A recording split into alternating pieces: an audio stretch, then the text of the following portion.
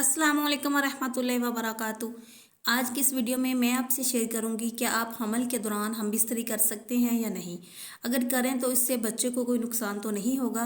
कुछ ऐसी कंडीशंस हैं जिनकी लिस्ट मैं आपको बताऊंगी। उनमें अगर हस्बैंड वाइफ रिलेशन बनाए तो ना ही बच्चे को कोई नुकसान होगा और ना ही माँ को। मगर कुछ कंडीशंस ऐसी हैं जिनमें हम पेशेंट को खुद अवॉइड करते हैं कि हम बिस्तरी ना करें, क्योंकि उसका नुकसान बच्चे को हो सकता है।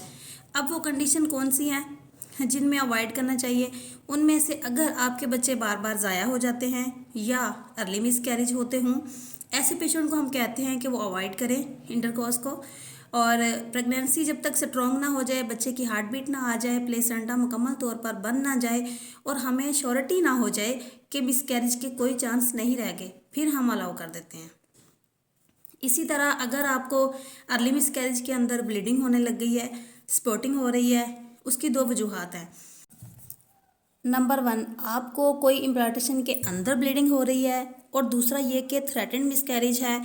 इनको आप बहुत ज़्यादा फैक्ट शेयर नहीं कर सकते, लेकिन ब्लड बहुत अच्छा कल्चर मीडियम होता है। जब आप इस दौरान इंटरकोर्स करते हैं तो सेमन और ब्लड जब आपस में मिलते हैं तो उसके ऊपर मुख्तलिफ़ किस्म के ऑर्गेनिज़म ग्रो करते हैं और फीमेल के अंदर इन्फेक्शन हो सकते हैं जो ऊपर जाकर बच्चे को भी अफेक्ट कर सकते हैं। तो लिहाजा अर्ली ब्लीडिंग या स्पॉटिंग हो तो इंटरकोर्स को बहुत ज़्यादा अवॉइड करना चाहिए, बल्कि करना ही नहीं चाहिए।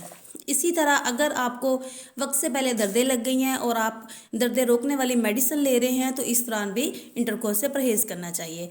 इसी तरह अगर प्लेसेंटा प्रीविया यानी आंवल आगे हो, आमतौर पर आंवल पीछे होती है और बच्चा आगे होता है, तो अगर आपके बच्चे के दौरान आंवल आगे है तो इस दौरान भी आप इंटरकोर्स नहीं कर सकते।